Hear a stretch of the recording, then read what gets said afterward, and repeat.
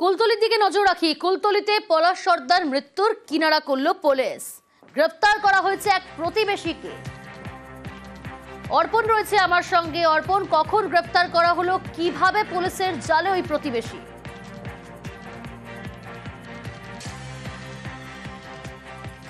আমরা যোগাযোগ করার চেষ্টা করছি প্রতিনিধির সঙ্গে। তার আগে আপনাদের জানিয়ে রাখবো, 11ই অগস্ট নদীতে মাছ ধরতে গিয়ে নিখোঁজ, 13ই অগস্ট নদীতে পলাশের দেহ উদ্ধার।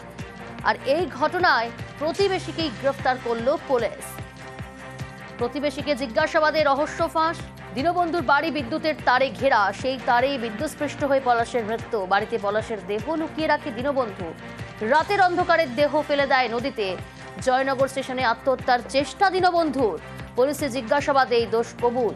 প্রতিবেশী দীনবন্ধুকে ইতিমধ্যেই গ্রেফতার করেছে পুলিশ। ও পড়ে মরে গেছে, আমার ওই ছাড়া আর আমার কোনো রাস্তা ছিল না। মরে যাওয়ার পরে কি করেছিলেন? নিয়ে গাঙে ফেলে দিয়েছি। কিন্তু বাড়িতে লুকিয়ে রেখেছিলেন তো? না, বাড়িতে লুকিয়ে রাখিনি। কোথায় রেখেছিলেন? কোথাও রাখিনি, আমি গাঙে নিয়ে ছেড়ে দিয়েছি। নদীতে ফেলে দিয়েছিলেন? নদীতে ফেলে দিয়েছি। আর জিআই তার কোথায় রেখেছেন?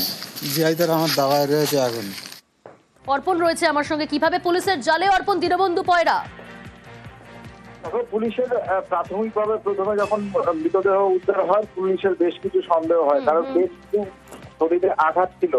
এরপরেই দীনবন্ধু গতকাল আত্মহত্যা করতে যান এবং তার আত্মহত্যার কারণ হিসেবে তিনি জানান যে আমারই বাড়িতে মৃত্যু হয়েছে তার প্রতিবেশী দীনবন্ধু পয়দার, এবং তিনি যে বাড়ির পাশে জিআই তার রেখে দিয়েছিলেন, সেই তারেই তার বিদ্যুৎস্পৃষ্ট হয়েছে। কি কারণে জিআই তার সে দিয়েছিল এখনো পর্যন্ত তা স্পষ্ট নয়, কারণ কুলতলির বিস্তীর্ণ এলাকায় দেখা গিয়েছে ইঁদুর মারার জন্য এই জিআই তার ব্যবহার করা হয় সবজি কেটে অথবা ধান কেটে। তাহলে বাড়ির পাশে কেন দেওয়া হয়েছিল সেটা যেমন একটা তদন্ত সাপেক্ষ, পাশাপাশি এর সঙ্গে কোনো শত্রুতা ছিল কিনা তার ক্ষেত্রে দেখা হচ্ছে।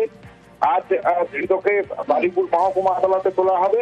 অনিচ্ছাকৃত খুনের মামলা রুজু করেছে পুলিশ, এবং এই ঘটনার পিছনে কি সঠিক কারণ রয়েছে সেটাও খতিয়ে দেখা হচ্ছে পুলিশের তরফ থেকে। বেশ, ছেলে 4:30টার সময় সোমবার দিনে জাল ফেলতে গিয়েছিল নদীতে। মাছ ধরে ওপরে উঠছিল, যে পথে ওঠে সেই পথে কারেন্ট দিয়ে রেখেছিল। কারেন্টে পড়ে আমার ছেলে মারা যায়। তারপরে ও নিয়ে ঘরের ভেতরে রেটকে রাখে। দুদিন পরে গিয়ে নদীতে ও ফেলে দিয়ে আসে। এই যে কারেন্ট দিয়েছিল তার কি নাম?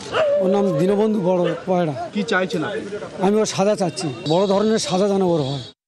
হঠাৎ 7:30টায় খবর আসে যে পলাশ জাল ফেল থেকে বাড়ি ফেরেনি। এবার আমার সব সেটার মতো খোঁজাখুঁজি করি, অথচ এই দীনবন্ধু পয়রা বাড়ি চত্বর ঘিরে কারেন্ট দিয়ে রাখে, জিআই তারে কারেন্ট দিয়ে রাখে।